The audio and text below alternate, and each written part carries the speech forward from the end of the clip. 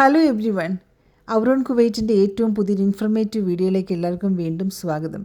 പല വീഡിയോകളിലായിട്ട് കുവൈറ്റിലെ MOH നഴ്സസിൻ്റെ salary എത്രയാണെന്ന് ഞാൻ പറഞ്ഞിട്ടുണ്ട്. പക്ഷേ എന്നിരുന്നാൽ പോലും പലപ്പോഴും പലരും ചോദിക്കാറുണ്ട്, ഒരു ഡിപ്ലോമ നഴ്സിന് മിനിമം എത്ര സാലറി കിട്ടും, അല്ലെങ്കിൽ BSc-കാർക്ക് എത്ര സാലറി കിട്ടും, അല്ലെങ്കിൽ ചോദിക്കാറുണ്ട് അമീരി ഹോസ്പിറ്റലിൽ ICUയിൽ ജോലി ചെയ്യുന്ന ഒരു നഴ്സിന് എത്രയാണ് സാലറി, അല്ലെങ്കിൽ ഫർവാനി ഹോസ്പിറ്റലിൽ ലേബർ റൂമിൽ വർക്ക് ചെയ്യുന്ന നഴ്സിന് എത്ര അലവൻസ് കിട്ടും എന്നിങ്ങനെയുള്ള നിരവധി ചോദ്യങ്ങൾ എൻ്റെ വീഡിയോയുടെ താഴെ ചോദിക്കാറുണ്ട്. അതുപോലെ തന്നെ മെയിലിൽ ചോദിക്കാറുണ്ട്. അപ്പോൾ അതിനുള്ളൊരു ആൻസറാണ് പല പ്രാവശ്യം MOH സാലറിനെ കുറിച്ചുള്ള വീഡിയോ ചെയ്തിട്ടുണ്ടെങ്കിൽ പോലും പല അപ്ഡേറ്റ്സ് വന്നിട്ടുണ്ട്. അതുകൊണ്ട് തന്നെ എപ്പോഴും നമുക്ക് പല കാര്യങ്ങൾ ഇപ്പോൾ തന്നെ നമുക്കറിയാം, നമ്മളുടെ ഇൻ്റർവ്യൂവിൻ്റെ കാര്യങ്ങളും അല്ലെങ്കിൽ അങ്ങനത്തെ മെയിലിലൊക്കെ ഒരുപാട് വ്യത്യാസങ്ങൾ വരുന്നിട്ടുണ്ട്. സൗകര്യങ്ങൾ അനുസരിച്ച് MOH പല കാര്യങ്ങൾക്കും അവർ മാറ്റങ്ങൾ വരുത്തിക്കൊണ്ടേയിരിക്കും. അതുകൊണ്ട് തന്നെ എല്ലാ കാര്യങ്ങൾക്കും എപ്പോഴും മാറ്റങ്ങൾ വരാം.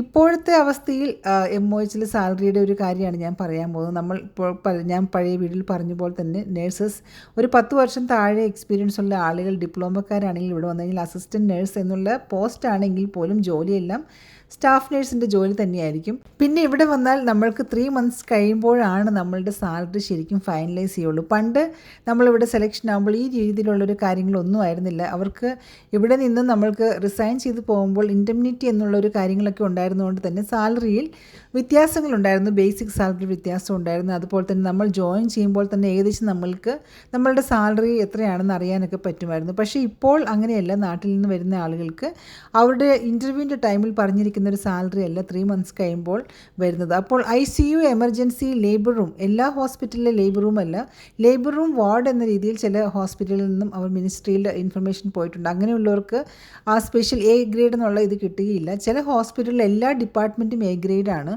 അതുപോലെ തന്നെ അങ്ങനെ സ്പെഷ്യലായിട്ടുള്ള റിസ്ക് കൂടുതലുള്ള OT, ICU ഇങ്ങനെയുള്ള ഭാഗങ്ങളിലെല്ലാം A ഗ്രേഡാണ്. ഞാൻ പറഞ്ഞ പോലെ തന്നെ ചില ഹോസ്പിറ്റലിൽ എല്ലാ ഡിപ്പാർട്ട്മെൻറ്റും A ഗ്രേഡാണ്. പണ്ട് ക്ലിനിക്കുകളിൽ നിങ്ങൾക്ക് പോസ്റ്റിംഗ് ക്ലിനിക്കുകളാണ് കിട്ടുന്നതെങ്കിൽ നിങ്ങൾ B ഗ്രേഡ് ആയിരിക്കും. ചില ഹോസ്പിറ്റലിലെ അതായത് വാർഡുകളാണെങ്കിൽ നിങ്ങൾക്ക് B ഗ്രേഡ് ആയിരിക്കും. അതുപോലെ മോസ്റ്റ് ഓഫ് ദി റേഡിയോളജി ഡിപ്പാർട്ട്മെൻറ്റ്സും അതുപോലെ ന്യൂക്ലിയർ മെഡിസിൻ ഡിപ്പാർട്ട്മെൻറ്റും B ഗ്രേഡാണ്.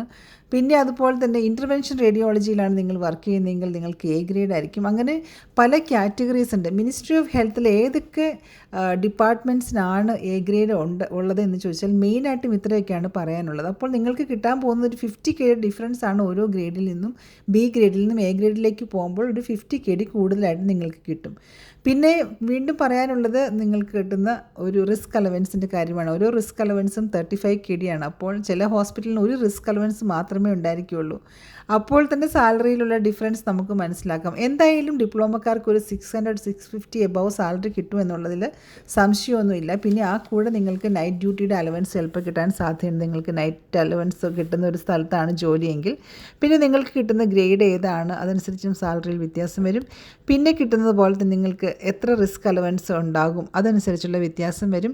പിന്നീട് നിങ്ങൾക്ക് കിട്ടാൻ പോകുന്നത് നൈറ്റ് ഡ്യൂട്ടിയുടെ, ഞാൻ പറഞ്ഞല്ലോ, നൈറ്റ് ഡ്യൂട്ടിയുടെ അലവൻസ് 100K ഉണ്ട്. ഇനി ഡിപ്ലോമക്കാരും ഡിഗ്രിയും തമ്മിലുള്ള വ്യത്യാസം ഏകദേശം 100K ഡിഫറൻസ് തന്നെയുണ്ട്.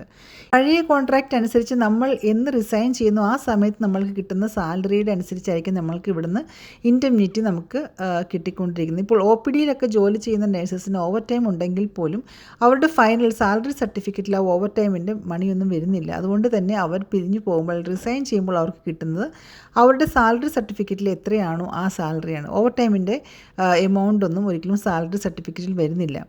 അപ്പോൾ ഇങ്ങനെയുള്ള വ്യത്യാസങ്ങളൊക്കെ ഉള്ളതുകൊണ്ട് തന്നെ പഴയ കോൺട്രാക്റ്റുള്ള ആളുകൾക്ക് പിരിഞ്ഞു പോകുമ്പോൾ ഇവിടെ നിന്ന് കിട്ടുന്ന ഇൻഡെംനിറ്റിയിൽ വളരെ വലിയ വ്യത്യാസമൊക്കെ ഉണ്ടായിരിക്കും. ഇപ്പോൾ പുതിയ കോൺട്രാക്റ്റ് അനുസരിച്ച് ഇൻഡെംനിറ്റി എന്ന് പറഞ്ഞ ഒരു പരിപാടിയില്ല. അതുകൊണ്ട് തന്നെ അവർക്ക് എത്ര സാലറിയാണോ ആ സാലറി ഒരു പക്ഷേ അല്പം കൂടുതലാവാൻ സാധ്യതയുണ്ട്. എങ്കിലും നമ്മൾക്ക് ഫൈനലൈസ് ചെയ്ത് പറയാൻ പറ്റുകയില്ല. കിട്ടുന്ന ഹോസ്പിറ്റലും അതുപോലെ തന്നെ കിട്ടുന്ന ഡിപ്പാർട്ട്മെൻറ്റും അനുസരിച്ച് മാത്രമേ നമുക്ക് പറയാൻ പറ്റുകയുള്ളൂ എന്നുള്ളതാണ്. ഞാൻ പറഞ്ഞതുപോലെ തന്നെ അസിസ്റ്റൻറ്റ് നേഴ്സായിട്ട് വന്നാലും ഇവിടെ വന്നതിന് ശേഷം 5 ഇയേഴ്സ് കഴിയുമ്പോൾ നേഴ്സ് ആവുക ഡിപ്ലോമക്കാർ, അതിനുശേഷം നേഴ്സ് 1 ആവുക. അങ്ങനെ ഒരു 2 ഗ്രേഡ് ചേഞ്ച് ഡിപ്ലോമ നേഴ്സസിനുണ്ട്. എന്നാൽ BSc-കാർക്ക് അത് വീണ്ടും നേഴ്സ് എന്നുള്ള രീതിയിൽ അവർ ജോയിൻ ചെയ്താൽ നേഴ്സ് 1 ആകുന്നു, സ്പെഷ്യലിസ്റ്റ് നേഴ്സ് ആകുന്നു, വീണ്ടും സ്പെഷ്യലിസ്റ്റ് നേഴ്സ് 1 ആകുന്നു. അപ്പോൾ ഇങ്ങനെയുള്ള ഡിഫറൻസ് BSc-കാർക്കും ഡിപ്ലോമക്കാർക്കും ഉണ്ട്. എൻ്റെ വീഡിയോയുടെ താഴെ ഒരാൾ കമൻറ്റ് ചെയ്തപോലെ തന്നെ എല്ലാ ജോലിയെല്ലാം ഒരുപോലെയാണെങ്കിൽ പോലും സാലറിയുടെ കാര്യത്തിൽ BSc നേഴ്സസും ഡിപ്ലോമക്കാരും നല്ല വ്യത്യാസം തന്നെയുണ്ട്. 100 KD എന്ന് പറയുമ്പോൾ തന്നെ നിങ്ങൾക്ക് മനസ്സിലാകാം ഏകദേശം ഒരു 27,000 റുപ്പീസിൻ്റെ വ്യത്യാസമാണ് അപ്പോൾ തന്നെ വരുന്നത്. നിങ്ങൾക്ക് നൈറ്റ് ഡ്യൂട്ടി ഇല്ലെങ്കിൽ വീണ്ടും നിങ്ങളുടെ 100 KD കുറയുകയാണ് എങ്കിൽ പോലും നിങ്ങൾക്ക് ഒരു 600 KD, എന്നാൽ എല്ലാ മിനിസ്ട്രി ഓഫ് ഹെൽത്തിൽ വർക്ക് ചെയ്യുന്ന പഴയ നേഴ്സസിന് 600 KD പോലും സാലറി ഇല്ലാത്ത ആളുകളുണ്ട്. ആ കാര്യം ആരും വിട്ടുപോകരുത്. ഇവിടെ പല രീതിയിലുള്ള ഹോസ്പിറ്റലിലും ക്ലിനിക്കുകളൊക്കെയാണ്. ഡെൻറ്റൽ ക്ലിനിക്കുകളുണ്ട്, അതുപോലെ തന്നെ ബ്ലഡ് എക്സ്ട്രാക്ഷന് വേണ്ടി മാത്രം ഇരിക്കുന്ന ഡിപ്പാർട്ട്മെൻറ്റ്സിൻ്റെ, അങ്ങനെ പല കാറ്റഗറീസിലാണ് ഇവിടെ ഹോസ്പിറ്റലിൽ നമുക്ക് അസൈൻമെൻറ്റ്സ് ലഭിക്കുന്നത്. അപ്പോൾ പല രീതിയിലുള്ള അത് വരുന്നതുകൊണ്ട് തന്നെ നമ്മൾക്ക് എത്രയാണ് സാലറി കിട്ടുക എന്ന് പറയാൻ പറ്റുകയില്ല. 1000 KDക്കൊക്കെ അടുത്ത് സാലറി കിട്ടുന്ന ആളുകളുണ്ട്. പക്ഷേ എന്നാൽ 600 KD മാത്രം MOHൽ വാങ്ങുന്ന ആളുകളുണ്ട്. അപ്പോൾ അതുകൊണ്ട് തന്നെ ആരും വിചാരിക്കരുത് എല്ലാവരും 1000 KD വാങ്ങുന്ന ആളുകളാണ്, എല്ലാവരും 600 KD വാങ്ങുന്ന ആളുകളാണ്. അപ്പോൾ അങ്ങനെ പല കാറ്റഗറീസും ക്രൈറ്റീരിയസൊക്കെ അനുസരിച്ചാണ് സാലറി ഫൈനലൈസ് ചെയ്യുന്നത്. പിന്നെ ഓവർ ടൈമിൻ്റെ ഒരു കാര്യം, എല്ലാ ഹോസ്പിറ്റലിലും വാർഡിലൊക്കെ ജോലി ചെയ്യുന്ന ആളുകൾക്ക് ഓവർ ടൈം ചെയ്യാനുള്ള ഓപ്ഷൻ ഇല്ല. എന്നാൽ ചില ഹോസ്പിറ്റലിലാകട്ടെ നമ്മൾക്ക് വാർഡ് ചെയ്യുന്ന ആളുകൾക്ക് പോലും ഓവർ ടൈം ചെയ്യാനുള്ള ഓപ്ഷനുണ്ട്. അപ്പോൾ തന്നെ അവർക്ക് സാലറിയിൽ വീണ്ടും അവർക്ക് അത്യാവശ്യം നല്ലൊരു ഏണിങ്സ് അതിൻ്റെ അകത്ത് ഉണ്ടാക്കാൻ പറ്റും. ഇപ്പോൾ വന്ന ഉടൻ തന്നെ ഒരുപക്ഷെ ഓവർ ടൈം ചെയ്യാനുള്ള പെർമിഷനൊന്നും ഉണ്ടായിരിക്കില്ല. ഒരുപക്ഷെ 1 ഇയറിന് ഓരോ ഹോസ്പിറ്റലിനും അവരുടേതായിട്ടുള്ള പോളിസി അനുസരിച്ച് 1 ഇയർ കഴിഞ്ഞതിനൊക്കെ ശേഷം ഓവർ ടൈം സ്റ്റാർട്ട് ചെയ്യുന്ന രീതിയാണുള്ളത്. അപ്പോൾ ഇങ്ങനെ പല കാര്യങ്ങളുണ്ട്. കുവൈറ്റിലാണെങ്കിൽ നമുക്കറിയാം ടാക്സ് ഫ്രീ സാലറിയാണ്. നമ്മൾക്ക് 500 KD ആണ് സാലറി പറഞ്ഞിരിക്കുന്നതെങ്കിൽ 500 KD തന്നെ നിങ്ങൾക്ക് ബാങ്കിൽ നിന്ന് വിത്ഡ്രോ ചെയ്യാം. ഇവിടുത്തെ ഗൾഫ് രാജ്യങ്ങളിൽ വെച്ച് നോക്കുകയാണെങ്കിൽ കുവൈറ്റിൽ അത്യാവശ്യം റീസണബിൾ ആയിട്ടുള്ളൊരു സാലറിയാണ് തന്നിരിക്കുന്നത് തന്നെ. ഇപ്പോൾ മറ്റ് രാജ്യങ്ങളിൽ പോകാൻ പറ്റാത്തവർക്ക് കുവൈറ്റ് തീർച്ചയായിട്ടും നല്ലൊരു ഓപ്ഷൻ തന്നെയാണ് എന്നുള്ളതാണ് എൻ്റെ ഒരു അഭിപ്രായം.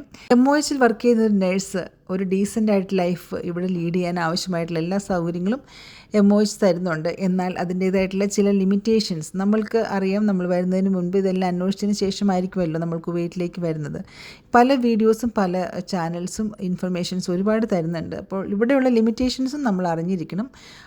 അതേപോലെ തന്നെ നമ്മൾക്കിവിടെ കിട്ടാൻ പോകുന്ന പോസിറ്റീവായിട്ടുള്ള കാര്യങ്ങൾ നമ്മൾ അറിഞ്ഞുകൊണ്ട് തന്നെയാണ് ഇങ്ങോട്ട് വരുന്നത്. അതുകൊണ്ട് തന്നെ വരുന്ന ആരും നമ്മൾക്കൊരു നിരാശപ്പെടേണ്ടതായിട്ട് വരികയില്ല എന്ന് തന്നെ ഉറപ്പിച്ച് പറയാം. പിന്നീട് ഇവിടെ വന്നതിന് ശേഷം ഇഷ്ടമില്ല എങ്കിൽ നിങ്ങൾക്ക് നിങ്ങളുടേതായിട്ടുള്ള തീരുമാനം എടുക്കാനുള്ള എല്ലാ ഫ്രീഡവും കുവൈറ്റ് മിനിസ്ട്രി ഓഫ് ഹെൽത്ത് തരുന്നുണ്ട്. Thank you for watching.